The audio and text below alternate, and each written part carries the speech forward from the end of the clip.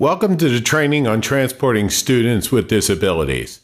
This training was prepared by the New Jersey Department of Education in collaboration with the New Jersey Joint Council of County Special Services School Districts. The goal of this training is to give you important information to assist you in transporting students with disabilities safely. Specifically, you will learn about some behaviors that are related to specific disabilities, some behavior management strategies that you can use with different student populations, and the use and operation of adaptive equipment.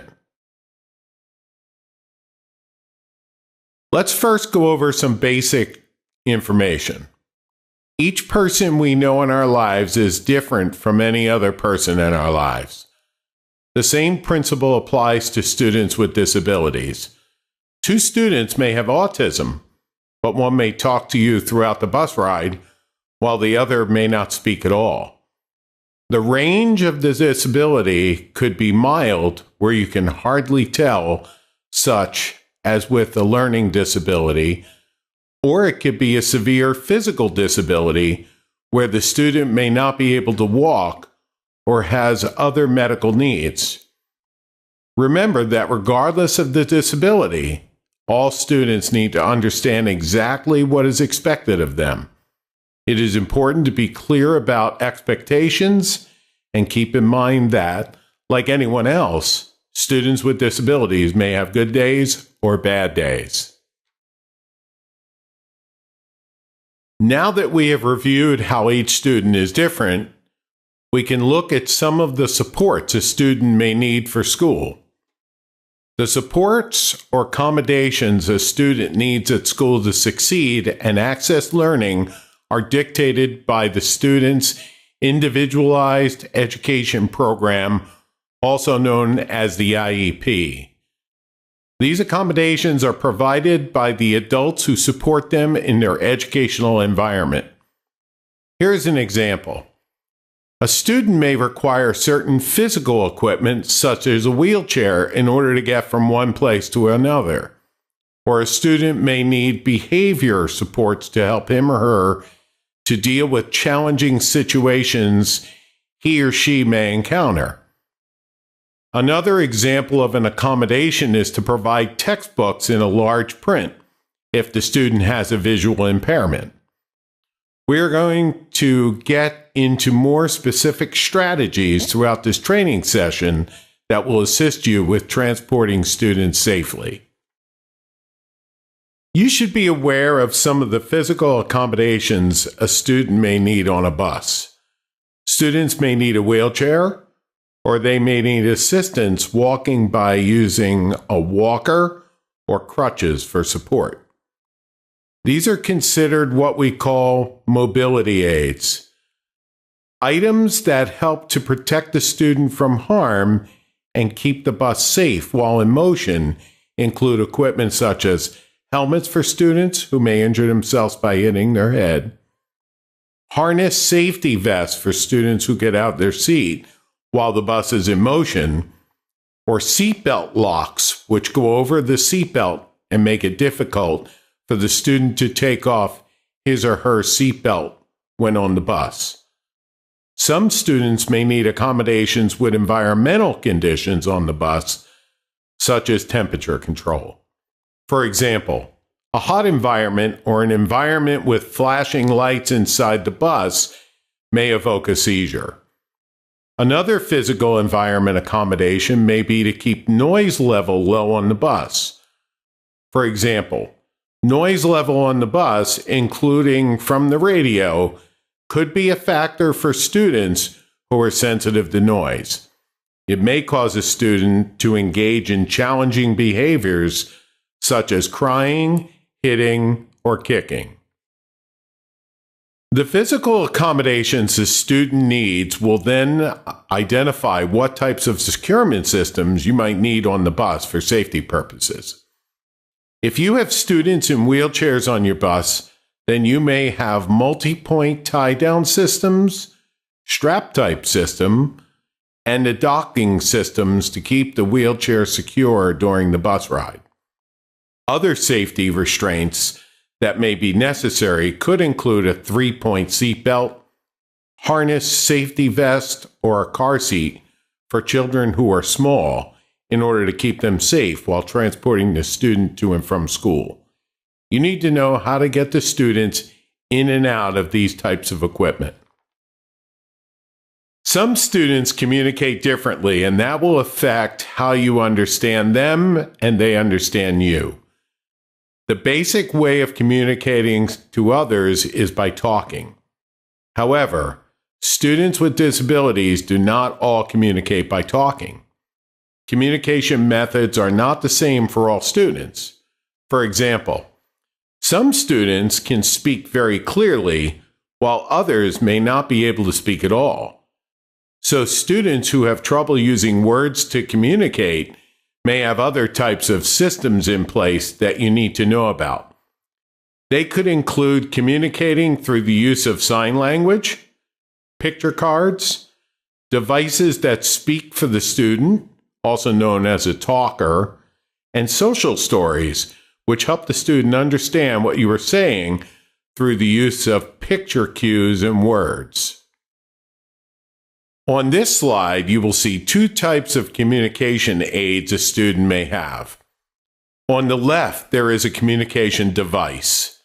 This specific program is being used to show the student that he or she needs to wait for 5 minutes.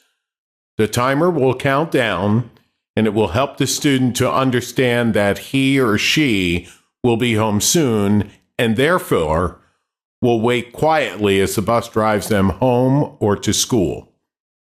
What we see on the right-hand side are communication cards.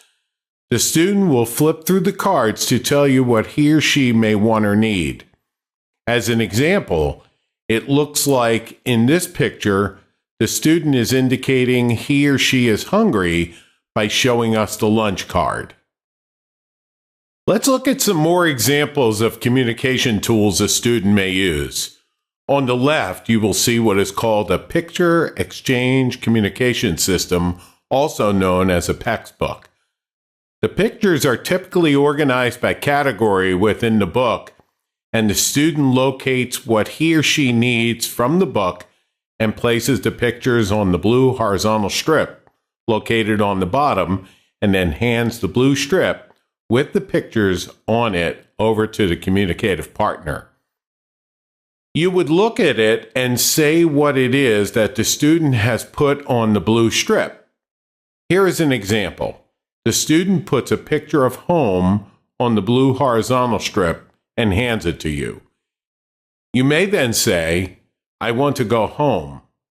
You could respond by saying, "Sure, we're going home now." On the right-hand side of the screen, what you see is called a Go Talk. This device is used by a nonverbal student by pushing the button, and then the device says the word aloud. The student may ask for a toy, such as the toy keys in the picture. You could then get the toy keys for the student to hold while riding the bus. There are many types of disabilities, and in this training we are going to review some of the most common ones and what you might expect when dealing with a student with that disability. We will also give you strategies to support the student while in your care. Some students with special needs may have attention deficit hyperactivity disorder, or ADHD, autism spectrum disorder, or ASD, emotional or behavior disorders, or ED or BD students, and students with multiple disabilities referred to commonly as MD. We will examine these 4 types of disabilities, starting first with ADHD, attention deficit hyperactivity disorder. Students with attention deficit hyperactivity disorder may have the following types of behaviors. They may not seem like they're listening when you are talking to them, but they actually are. They do not always make good eye contact at times. They can display behaviors that may be very impatient or stubborn. They may struggle to follow your directions. Students may blurt out inappropriate comments without thinking and have a difficult time keeping their emotions under control. Students with ADHD oftentimes act without regard to the consequences of their behaviors. The words come out of their mouths faster than he or she can take them back. They may fidget a lot in their seats and seem like they are in motion. Lastly, they tend to interrupt others when speaking. This is not intended to be rude or disrespectful towards adults. Knowing some of the characteristics of a student with ADHD will help you to understand how to support this student. It is okay to continuously repeat and restate directions in a positive tone. The student needs these types of reminders, as the student may forget what you said due to their disability. Continuously model appropriate behavior by understanding the student's needs and modeling how to keep your voice calm and neutral at all times. Keep your emotions in check. Show through your actions how to act appropriately. Although students may try your patience, it is always important to remember to be calm, keep your voice neutral, and just repeat the directions as needed. Yelling is ineffective at redirecting students with ADHD. It will only escalate the situation. A good strategy is to use visuals as needed, paired with your words. On the right is an example of a rule card. They help students to understand expectations, as we discussed earlier. Let's look at students with autism spectrum disorder, or ASD. Students with autism spectrum disorder have difficulty making eye contact with you and may look as though they can't hear you. This is similar to a student with ADHD. The difference here is these students will not respond to your verbal directions consistently. They have difficulty understanding language and communicating their needs to you. You need to understand that these students can hear you, therefore speaking loudly will not help. Most students with autism do not have a hearing impairment. Some students with ASD could make a humming sound or high-pitched sounds or noises. Even though a student is making noise, remember that he or she may be sensitive to the noises as well, especially loud sounds or crying. Students with autism may say the same thing repeatedly or talk about the same topic over and over again. An example may be talking about planets. If you try to talk about something else, they will react by talking about planets again. It is not meant to be rude or disrespectful towards adults. They do it because that is what is comfortable to them. Students with autism have the most difficulty communicating with others. Therefore, you need to understand that because they cannot express their wants and needs clearly, they sometimes act out by hitting, kicking, yelling, crying, or engaging in other types of challenging behaviors. When you're transporting students with autism, use clear and concise language. For example, you can say, "Please sit down," or "Please take your seat." Remember that less is more. You should state your expectation for the student in as few words as possible. When the student is engaging in appropriate behavior, be sure to use positive language such as, "Wow, I like the way you are sitting."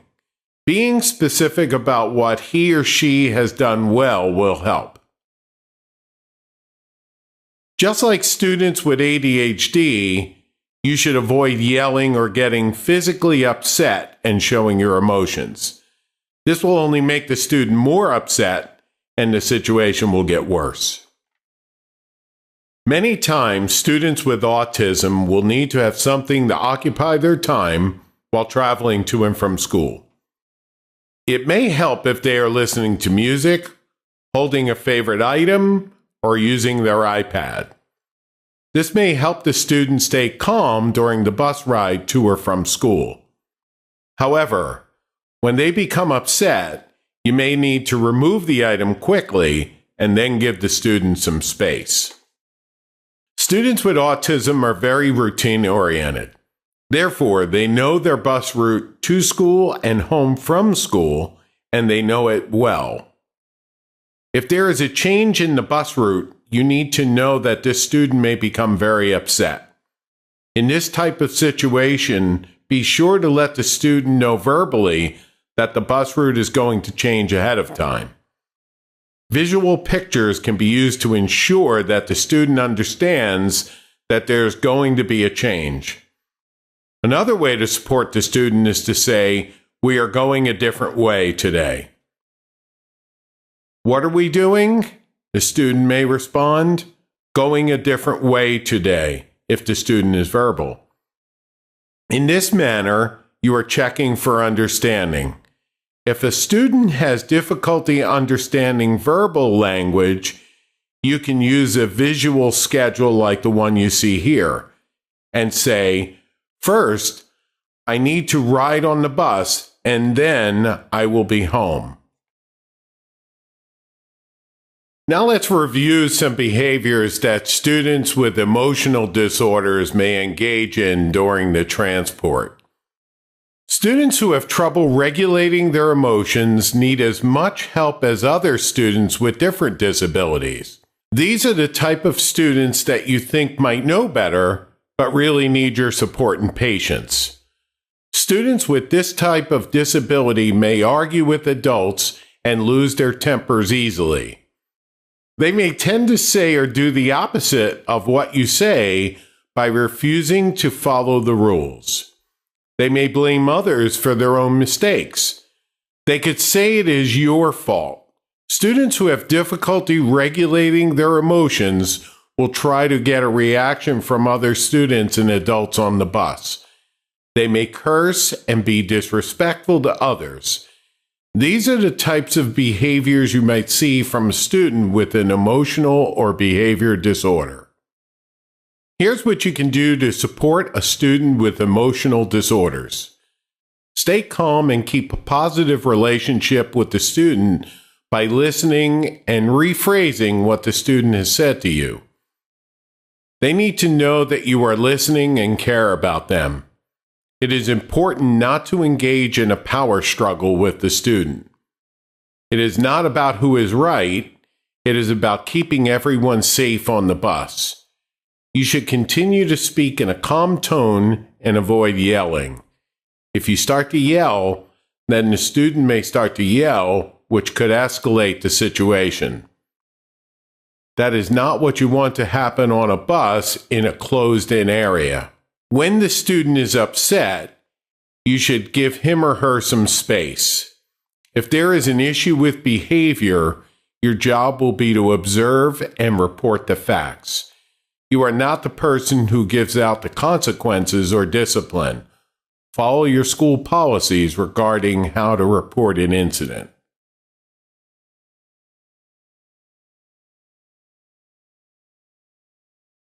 The next population of students that we will review today is students with multiple disabilities.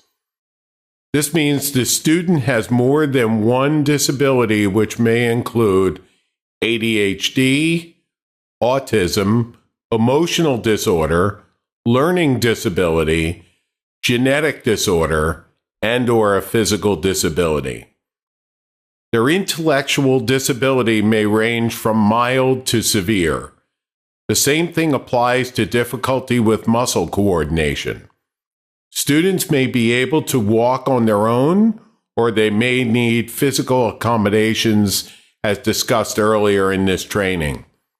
This would include wheelchair, walkers, and crutches as examples. Some students who have a multiple disability will have difficulty communicating or may not be able to speak. They may use accommodations such as communication devices discussed earlier. Students with multiple disabilities may engage in inappropriate behaviors as well, and as in all cases, it is important to remember that each student is unique and will have different needs. Here are some strategies that you can utilize when transporting students with multiple disabilities, also referred to as MD students. Remember to speak calmly, as with any population you are transporting. It will help if you have students repeat the directions back to you because they will be more likely to follow the directions. You should redirect the student as needed and repeat the direction as needed. It will help if you use gestures as you speak to help the student understand the expectation. For example, you can say, "Please sit down," and at the same time, point to the seat. Sometimes it is better just to point and not use words. You should give compliments when the student is doing the right things, such as, "Wow, you are such a good listener." Giving the student positive attention throughout the bus ride may curb some of the challenging behavior. Earlier in the training, we discussed that each student has an IEP, which is an individualized education program. This is a legal document that needs to be followed at all times. The populations that we discuss may have in their IEP what is called a behavior plan. Behavior plans are specific procedures that need to be followed for the student to be successful. This is a protocol that needs to be implemented consistently by each person on the bus. If a student has a behavior plan for the bus, someone from the school will need to give you instructions on what to do. Here are some examples of strategies and procedures that may be outlined in the IEP.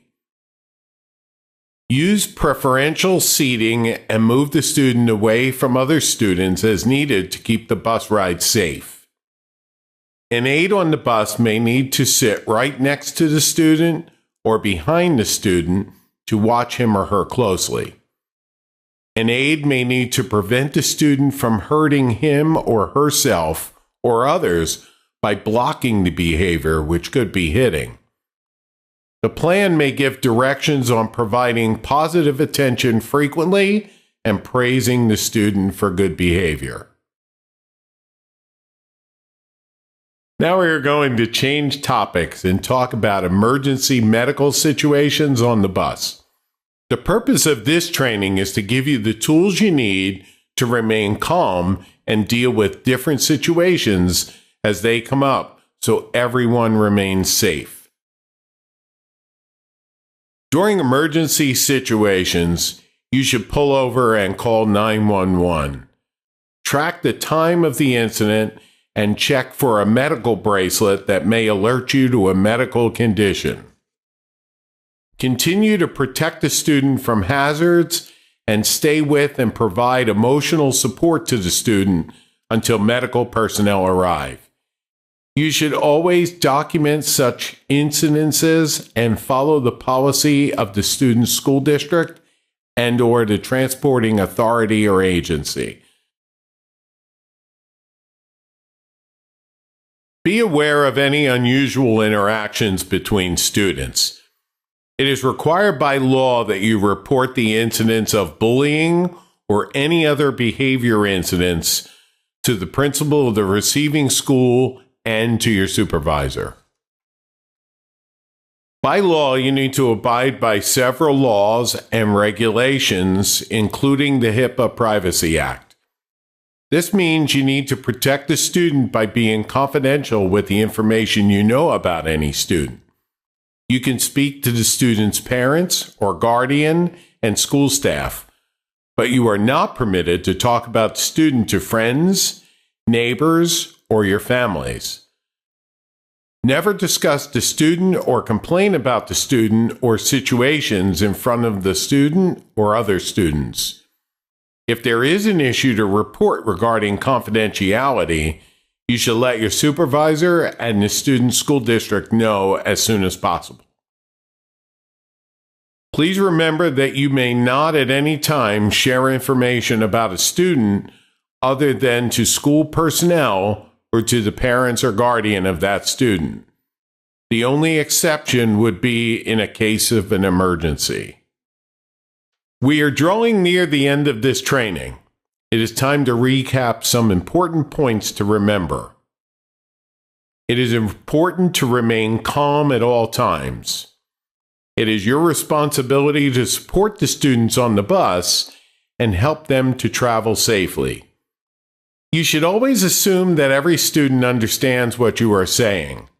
If you wouldn't say the same statement in front of their parents or guardian, then a good rule of thumb is not to say it at all. Alert the school principal and your supervisor of any behavioral issues so everyone can work as a team to support the student. Your role is to keep students safe and report issues by completing an incident report for the principal as quickly as possible, but always within the policy guidelines of the transporting authority or agency. In conclusion, remember not to take students' actions personally. They have a disability. It is sometimes better not to respond and give the student space. Ensure that you are consistent, that you communicate in a way that students understand by using clear and concise language, and that students know and understand the expectation. Always be positive and supportive. If you are unsure what to do with a specific student or situation, ask for help from the transporting authority or agency through your supervisor. Remember that your role in getting children to and from school safely is an important one.